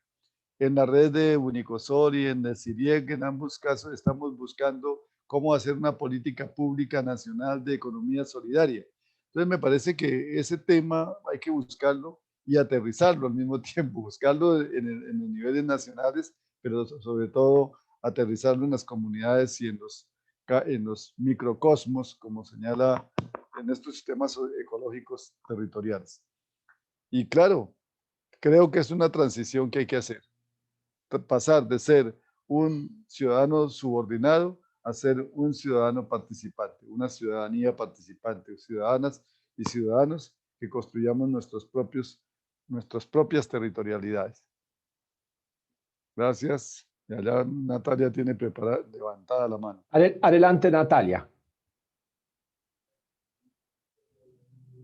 No, pues con esa pregunta provocadora de Gloria y con tu respuesta, Miguel, yo creo que no puedo decir mucho más, pero hay como dos elementos que me venían a la cabeza con lo que Gloria decía y que tiene que ver un poco como con el énfasis que yo quise poner al principio con mi aporte, y es que yo sí creo que ella pone el acento en algo fundamental, y es de qué tipo de transición estamos hablando, cuál es el mensaje que nosotros queremos comunicar sobre esa transición que nos imaginamos. Y ahí yo creo que hay un elemento que puede ser útil, que tiene que ver, digamos, con cuál es el sistema de valores compartidos que nosotros tenemos y que legitiman de alguna manera esa visión de futuro que quisiéramos tener. Y creo que ahí valdría la pena dar una discusión sobre eso, ¿verdad? Porque finalmente todas estas situaciones también, digamos, del carácter político se dan también por las formas, como Gloria lo narraba desde lo local, en las formas en cómo se ha ido legitimando ciertas prácticas que, aunque sean legales, la pregunta es qué tanto son legítimas o no, y ahí entonces creo que el tema de cuáles son como los sistemas de valores, digamos que puede ser útil en esa reflexión. La otra cosa que pienso también, y es que esta cosa que yo siempre hablo de esta conexión de lo global con lo local, de cómo en esos mensajes visibilizar, digamos que tiene que ver todo eso que está pasando a nivel global, que conecta a actores tan distintos que no están en un territorio como el colombiano, pero que al final estamos casi que en un territorio global, ¿no? Y en ese sentido, por ejemplo, con el caso, por ejemplo, de los líderes, del asesinato de líderes, con triste sorpresa esta semana haciendo algunas consultas para una propuesta que se está construyendo, encontré una cifra que me entristeció muchísimo, y es que es una organización que hace mapeo de asesinato de líderes, y decía que el 60% de los líderes asesinados en América Latina, la razón fundamental era porque eran defensores de la tierra, ¿cierto? Y estaban, digamos, en el marco de todo lo que tenía que ver como consecuencia del modelo extractivo en nuestra región. Y entonces ahí lo digo tristemente, es porque una situación que estamos viendo cómo se reconfigura en un país como Colombia, que tiene una historia muy particular de cara a nuestro conflicto armado y cómo se está reconfigurando, vemos cómo se van legitimando estos mecanismos violentos en otros escenarios que trascienden el territorio colombiano y que lo que expresan es un modelo que está utilizando la violencia para apropiarse del territorio. Ahora, ¿cuál es el riesgo que yo observo ahí? Y que creo que también deberían ser mensajes de cara a la transición. Es que los gobiernos populistas están utilizando estos mecanismos extractivos como la forma de salir rápido de la crisis, y la gente lo que está queriendo es respuestas concretas para sus necesidades concretas. Entonces, ¿cómo responder a necesidades concretas y que esto no se vuelva un escenario de oportunidad para profundizar la crisis? Y ahí vuelvo a la pregunta de Gloria, ¿de qué transición estamos hablando? Porque ciertamente, si lo vemos en términos de lo que ha sido, ¿quiénes han sido los ganadores en esta situación? Han sido los grandes capitales, las grandes economías, y la desigualdad y la inequidad se incrementan en los territorios. Entonces creo que es un escenario muy complejo. En un grupo de esta naturaleza, desde estas discusiones interuniversitarias, me puedo imaginar debates que permitan esa conexión de la práctica con la teoría y esta conexión de lo global con lo más local. Y creo que ahí se pueden hacer unas reflexiones muy interesantes, ¿no? Me parece que hay unos elementos importantísimos que nos pueden ayudar a profundizar en lo que significa esa transición y cómo prepararnos para eso. Eso. Muchas gracias, Natalia. ¿Quién se siente convocado de opinar?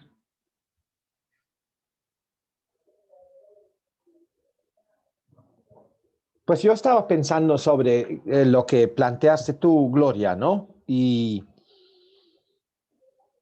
yo creo que hay tres ingredientes que por lo menos en mi caso me funciona para cuando hablo y cuando tiendo a dedicarme a transiciones. Uno es la motivación. Sin la motivación pertenezco al mainstream, o sea, al rebaño, para decirlo de alguna manera, ¿cierto? Y eso es lo peor que puede suceder. Y eso es la masa crítica más grande que tenemos, que realmente es crítica por el hecho de que creo que no están muy autodeterminados. Entonces, la motivación es clave como un resorte de decir, no, eso me hace ruido, no me parece, o hay potenciales que se podría aprovechar mejor. Motivación, uno. Dos, una cierta inteligencia. Inteligencia de saber en qué momento, y cuando hablo de transiciones, y se me pasó por la mente, yo intento diferenciar entre lo que es una motivación que me lleva a la resistencia en el sentido de dejar claro con lo que discrepo dentro del orden establecido, y negociando hasta qué punto se puede lograrlo. Y eso me hace, lo digo un poco, Gloria, cuando tú mencionaste, y eso, Miguel mencionó la RENAF, la Red Nacional de Agricultura Familiar, o la Coalición de los Pueblos, que ya es una articulación a nivel global. Un querido amigo, Pedro Guzmán, que formaba parte en su momento de la Coalición por los Pueblos, y la Coalición por los Pueblos, si no me equivoco, estaba acreditado ante la FAO, sí, la Organización Mundial de Alimentos. Sí, muy bien. Y ellos peregrinaban como los monaguillos a Roma. No era pandemia, no se hacía virtualmente, ¿cierto? Para dedicarse, digamos, a las inversiones con responsabilidad social en el agro.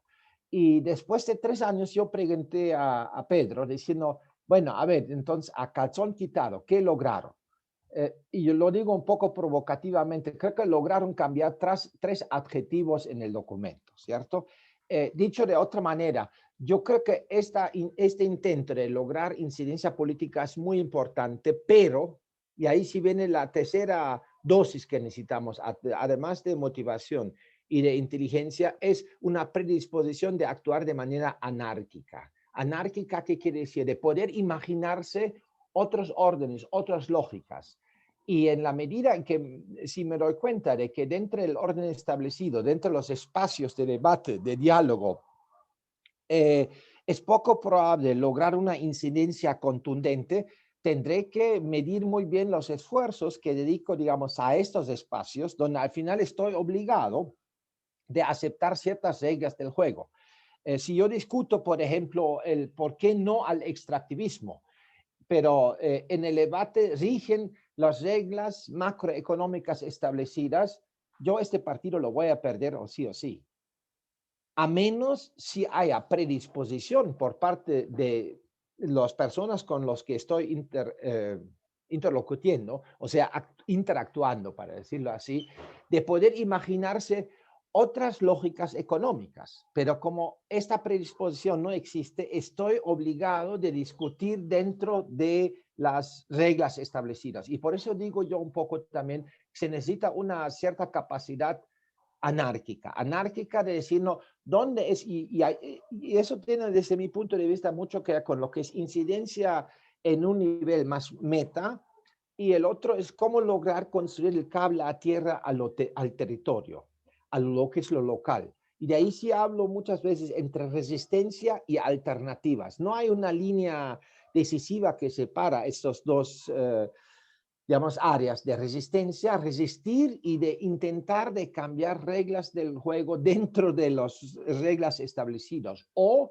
las alternativas que se desprenden un poco de estas reglas, y mientras que no estoy infringiendo la ley, pues tengo la posibilidad, o tenemos la posibilidad, de hablar en colectivo ya, de migrar hacia lógicas distintas que se plasman en alternativas muchas veces muy pequeñas, pero que evidencian de que no solamente una narrativa, sino que es factible. Por ejemplo, en el tema económico. Entonces, yo creo de que es un poco, es difícil, pero saber en qué momento, cuál de los escenarios son los más promisorios para realmente lograr acercarse a lo que son las transiciones. O sea, yo respeto muchísimo a personas como Pedro, que en su momento con la Coalición por los Pueblos, que ahí sí estaba dando duro como tal, pero con unos resultados, yo diría, medianamente frustrantes, ¿cierto?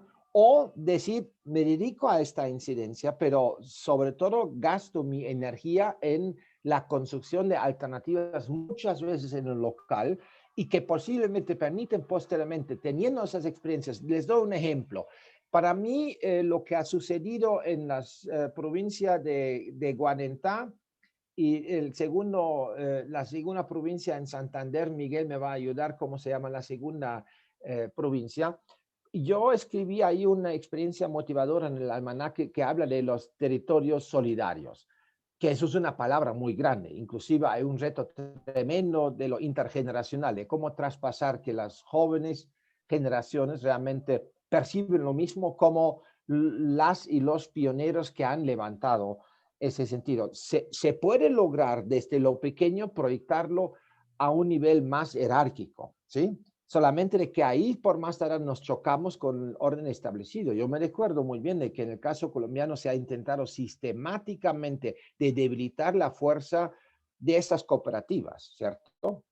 Y sin embargo existen, y no solamente en una o dos veredas, sino realmente en una zona tan grande donde los bancos comerciales al final tienen que subvencionar sus sucursales porque si no están arrojando pérdida. O sea, eso es una muestra de cómo se logra escalar experiencias que han sido hasta cierto punto de alguna manera anárquicas, ¿cierto? La cuestión para mí es en esas transiciones, ¿dónde tengo posibilidad y dónde hay mayor probabilidad de lograr algo, lo que posiblemente no lo logro cuando me quiero dentro de la lógica establecida, y donde al final es una cuestión de cansancio, de hasta dónde voy y hasta dónde digo, pues aquí pierdo el tiempo, o de alguna manera el orden establecido ya ha absorbido toda la potencialidad que nos podía llevar a transiciones. Y es un poco en alusión a lo que tú mencionaste, Gloria, sobre lo que es la instrumentalización también de los liderazgos. Miguel también lo mencionó como tal. Bueno, ahí hago un punto sobre lo que, pensando en voz alta, no ofreciendo respuestas, sino viendo lo que a mí como persona se me ocurre ante preguntas que sí son súper válidas por parte de Gloria. Un breve comentario adicional a lo que dice Jorge. Pues resulta que la iniciativa de buscar caminos alternativos en materia de construcción de bienes públicos, que es un tema sobresaliente, pues justamente el acueducto Aquascop fue creado bajo esa lógica. El Estado y los gobiernos locales no atendían el problema central del territorio, que era el agua. Con las organizaciones campesinas, con las juntas de acción comunal, con las parroquias y con las cooperativas y con cepas, nos dedicamos a impulsar el acueducto, y tuvimos que hacer varias movilizaciones, incluso de resistencia ante Bucaramanga. Recuerdo que una de esas nos tocó tomarnos la gobernación y quedarnos allá para que el señor gobernador de ese entonces nos atendiera y negociar con el gobierno. Lamentablemente, con el tiempo tuvimos una gestión cooperativa muy interesante en este Aquascop, pero lo que señala Gloria pues es un desastre, y es la cooptación por parte de las autoridades en este momento de que gobiernan el municipio, que están subordinadas a intereses pues dañinos de la comunidad. Entonces, claro, ahí hay un tema que fue que el trabajo popular, el trabajo social, fue cooptado por los dirigentes con intenciones perversas. Claro, eso es grave para nosotros, pero también, digamos, pienso que estoy muy de acuerdo en que es muy posible que una de las transiciones políticas sea justamente hechos de desobediencia, hechos de, digamos, crear hechos sociales distintos a los que se propone un trabajo de incidencia en lo que ya está estableciendo el gobierno. A veces, y hay ejemplos, tenemos ejemplos muy interesantes acá de movilización para el logro de por ejemplo, de una situación que eran los cupos de descuento del Banco de la República. El Banco de la República descuenta dinero a los bancos, a la banca y a las centrales nacionales, pero no lo hacía a las pequeñas cooperativas, ni menos a las centrales locales. Con una movilización desde acá de este territorio logramos que se transformara esa resolución 044 y el Banco de la República descontaba dinero para las cooperativas, para el territorio. Entonces, sí se puede, o sea, las dos cosas son posibles, pero requiere un trabajo tesonero y un trabajo popular muy fuerte. Y eso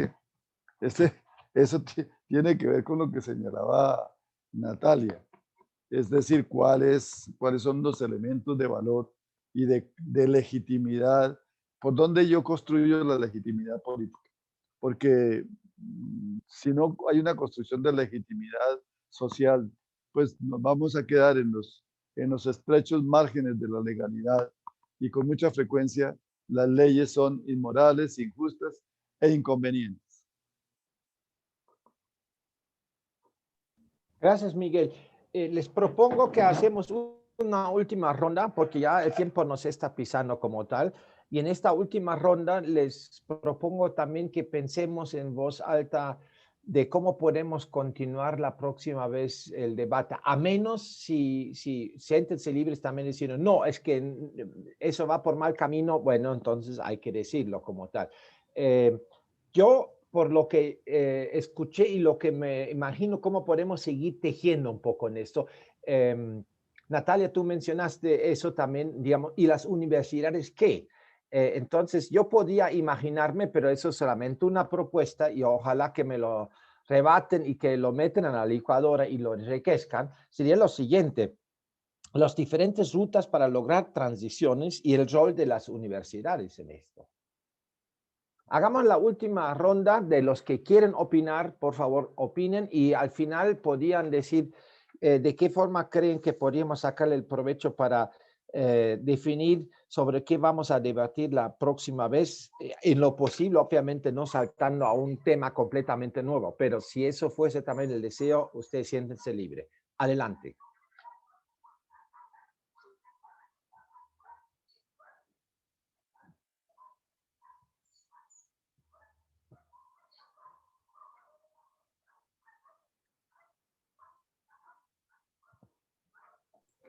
Me gusta la idea y quiero referirme solamente a la pregunta. Me parece buena la pregunta, ¿cuáles son las rutas para fortalecer transiciones o desarrollar transiciones? Y también, ¿cuál es el papel de la universidad? Y aquí en este tema me gustaría, por ejemplo, que compartir las experiencias que se están desarrollando ahí en Cochabamba, en Einstein, y si hay otra universidad pues invitada, pues chévere. Y mirar qué es lo que estamos haciendo en este tiempo de impulso. No se oye, Miguel. ¿Qué es lo que estamos, gracias, Gloria, que la pregunta es, entonces, me parece bien lo de la ruta y lo del papel de la universidad y de manera práctica empezar a escuchar, por ejemplo, a Tania, lo que hace desde el lo que hace la universidad para impulsar estas nuevas posiciones, etc. Y luego también intentaremos desde acá, desde aquí, pues, ya en Aspen, y Jochen y Ross, pues, me parece que podrían hacer también un trabajo de mimarnos, de ponernos qué es lo que se puede hacer y qué es lo que se está haciendo. Gracias. Gracias, Miguel.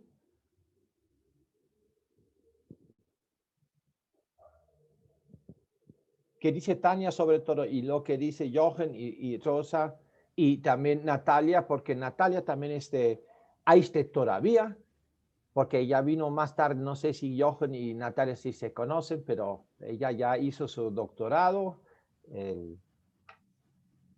Opinan ustedes, por favor.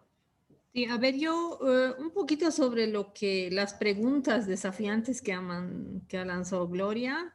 Creo que Eh, creo que es importante, y no es solamente ahora, creo que siempre ha habido esta cooptación, esta apropiación de los lenguajes, de los conceptos, de las categorías, en todos estos temas de discusión vinculado con lo que son las transiciones paradigmáticas, modelos alternativos,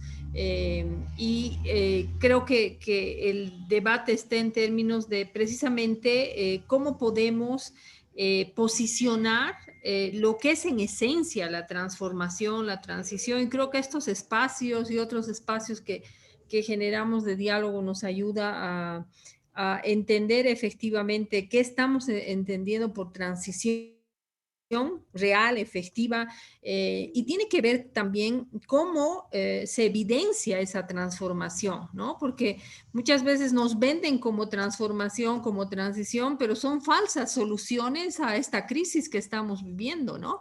Entonces creo que el debate es realmente hablar de la esencia de la transformación, en qué consiste, cómo se mide, cómo se evidencia que se está generando estos procesos de transformación y cómo se construyen efectivamente esos cambios en términos de lo que Miguel hablaba, el reconocer derechos en términos de promover y garantizar ejercicio ciudadano en relación a lo que es los derechos, tiene que ver con construcción y reconfiguración de las relaciones, tiene que ver con también poner en la mesa de discusión la redistribución de poder, la redistribución de riqueza.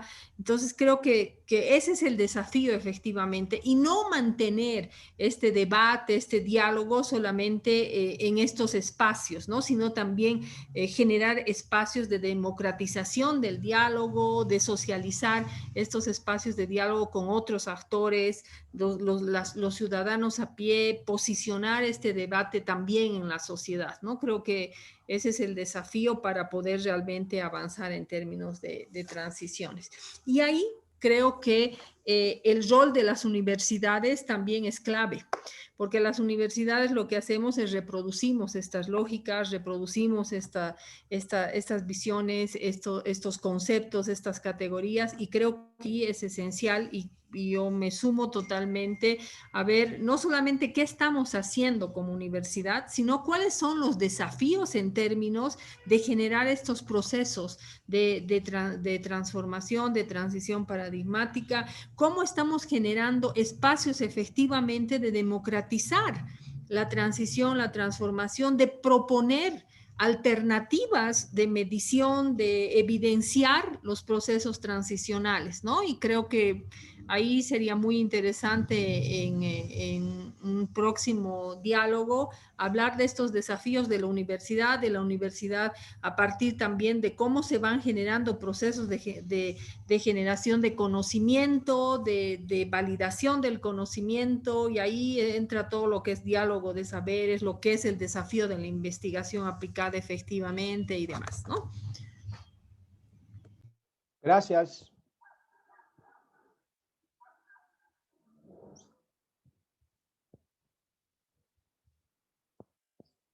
Jochen, siendo el coordinador del SILAS, ¿cómo te sabe este plato? A ver, cuenta. Bien, bien.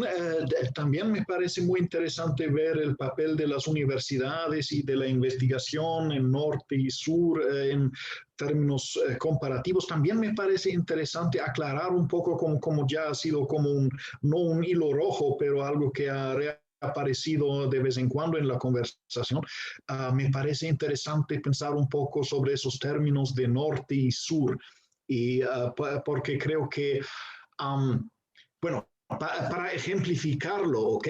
Yo vivo en un país donde cada día están saliendo noticias como políticos corruptos estaban explotando los problemas de la pandemia para enriquecerse, y donde soldados de una unidad del ejército estaban robando armas y municiones, muy posiblemente para cometer atentados contra activistas de la izquierda. Y no estoy hablando sobre Colombia, estoy hablando sobre Alemania. ¿Sí? Todo eso está en la primera página de Spiegel o Süddeutsche Zeitung o cualquier periódico. Esas son noticias que uno pues pensaría en Colombia de los años 80, 90 o incluso de ahora, pero está ocurriendo en Alemania, ¿no? Y ni voy a empezar a hablar de Estados Unidos pues ustedes han visto las noticias, ¿no? No es necesario. Pues creo que hay que actualizar un poco el pensamiento sobre qué es norte y qué es sur en esa sociedad mundial en crisis que estamos experimentando hoy en día. También, bueno, tengo muchas cosas ahí porque también he escrito sobre el tema y tal vez es algo más para el futuro, pero tenía también una discusión muy interesante con académicos latinoamericanos y chinos, con los chinos insistiendo que no, China es del sur, y los latinoamericanos insistiendo que no, miren los edificios que tienen y los misiles nucleares que tienen, ustedes son del norte, ¿no? Sí, creo que son términos que necesitan ser repensados en cierta medida, y puede ser esto un contexto tal vez interesante. Bueno. De acuerdo. Chévere. Ahí sí, eso obviamente lo que tú mencionaste ahora sí todavía es, no, ¿acaso que no es un poco caducado de intentar de separar el mundo en norte y sur, digamos, globales, ¿sí? Lo mismo como la ruralidad y lo urbano, si es todavía conveniente o si hay que pensar de manera integral, obviamente, pero es un tema bastante profundo. Lo que podríamos hacer para la próxima vez de añadirlo tanto en el norte como en el sur, donde a lo mejor ya las diferencias pues no son tan como se piensa como tal. Pues tengo un comentario, Jorge. Gloria, adelante. Gracias. Quizás invitarlos a reflexionar sobre el tema de la universidad y la comunidad. Yo vengo en realidad, he sido afortunada que trabajé con la Universidad de Georgetown, que es una universidad jesuita, y aunque estaba trabajando con proyectos, fue una gran oportunidad para mí de ver cómo la universidad se relaciona con la comunidad, ya sea científica, médicos, en cáncer o en temas de ética y biología, en temas, en el caso mío era a nivel de desarrollo internacional.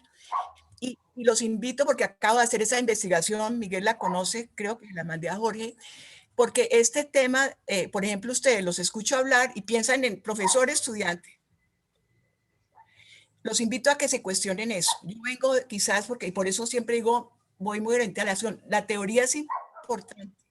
El aprender de lo que hacemos es importante, ¿sí? En ningún momento le quito el valor a eso, sino que digo al final, por favor, no se desvinculen de las diferentes comunidades. Hay que incluirla en eso. Y ese es un gran reto que tenemos en Colombia, que lo tiene Unisangil, que lo tienen todas estas universidades. Entonces, ese sería mi comentario, porque me parece muy importante el tema propuesto, por supuesto, de la transición y la universidad. Y gracias a todos por los comentarios también. Gloria, muchísimas gracias. Obviamente, cuando hablamos de comunidad, hablamos no solamente de la comunidad universitaria, sino hablamos del territorio, de la gente de a pie, de la sociedad como tal. Natalia, tú levantaste la mano. Sí, pues era como en esa misma línea. Yo creería que hay como dos asuntos importantes a tener en cuenta en esa discusión. Una que tiene que ver precisamente como con ese diálogo de saberes, que ya todos lo hemos mencionado, Tania lo dijo concretamente. Yo creo que efectivamente cuando hablamos de la construcción del conocimiento, es importante incluir a todos los actores que construyen ese saber, ¿no? Y entonces ahí creo que también hay una riqueza en este grupo porque tenemos el privilegio de tener gente pues que ha tenido esa cercanía también con esas experiencias en lo concreto. Eso por un lado. Entonces que creo que es importante incluirlo en la discusión. Y lo otro que tiene que ver con lo que Jochen dijo, ¿lo dije bien?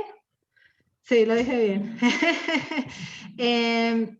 ¿No se oye? Yo no sé si la discusión debería ser tanto sobre el sur o el norte global. Yo creo que la discusión debería ser en función de los retos que hoy nos está hablando este contexto de crisis a nivel global en los distintos escenarios, porque incluso dentro de los mismos territorios, como tú ya lo señalaste, en este país, en el nuestro, encontramos diferencias abismales entre uno y otro lado dentro del mismo país. Y eso, claro, nos está hablando, por ejemplo, hoy creo que hay que cuestionarse la idea de la pobreza en términos de la pobreza del sur global y del norte global, porque en este país también estamos encontrando incremento de niveles de pobreza que se expresan de otra manera, pero que hablan de pobreza estructural también.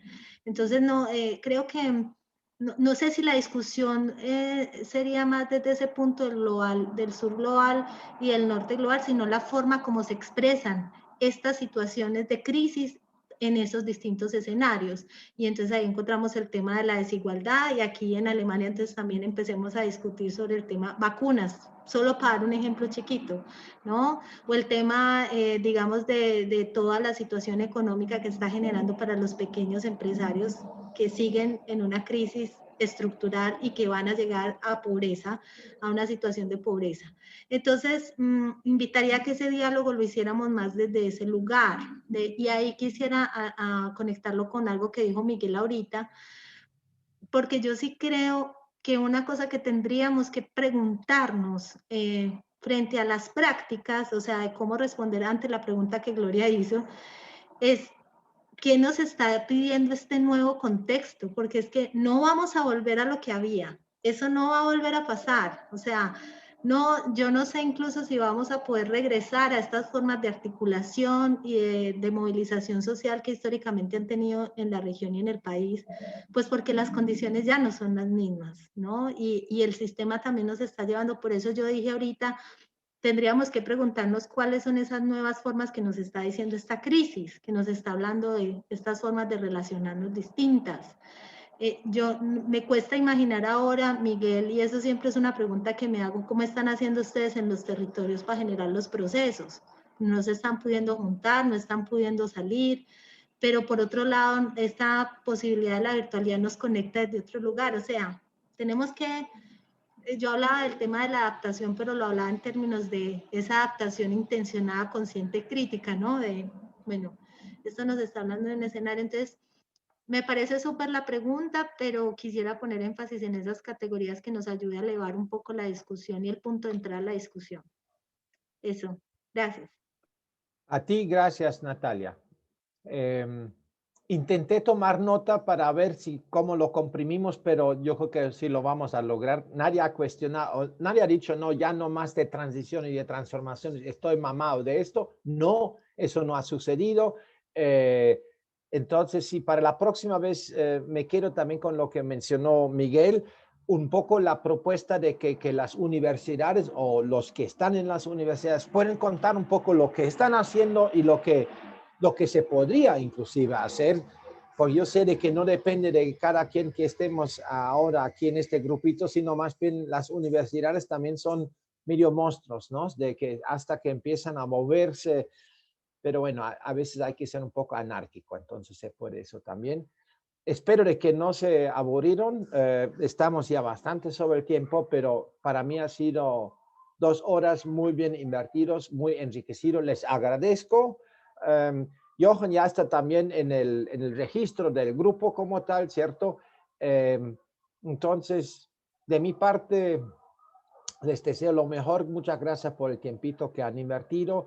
Y de aquí en 5 semanas ya les mando, como siempre, la grabación de esto, tanto a ustedes como a los demás, los demás varios que escribieron que no han podido por N razones. Eso sucede, entonces hay acceso a las grabaciones de aquí en un par de horas. Ya tendrán el mensaje mío donde les digo también la fecha de aquí en 5 semanas. Eso nos quedamos ya siempre en el mismo día, en la misma hora, solamente para la próxima vez. Ya va a ser 1 hora más. O sea, por el momento la diferencia de Bolivia y de Colombia con Alemania con Colombia y Alemania son 6, y ya después se ha hurgado el relojito en Alemania, entonces van a ser 7 horas. Espero de que no sea dramático, y antes de que mi vecino empiece otra vez a opinar mucho, el pastor alemán, que yo hago mucho esfuerzo, pero no logro entenderlo. Entonces, pero es de mi alemán, parte, Jorge, ¿cómo no lo entiendes si es alemán? Pero los pastores alemanes, el único pastor alemán que entendí por el lenguaje, pero no por el contenido, ha sido el Santo Padre anterior. Él era también un pastor alemán, ¿cierto? Bueno, con eso me despido. Chao, hasta luego. Gracias. Chao a todos. Me alegra verlos. Abrazo. Chao. Gracias, Chao, un nos abrazo. hablamos. Chao, chao.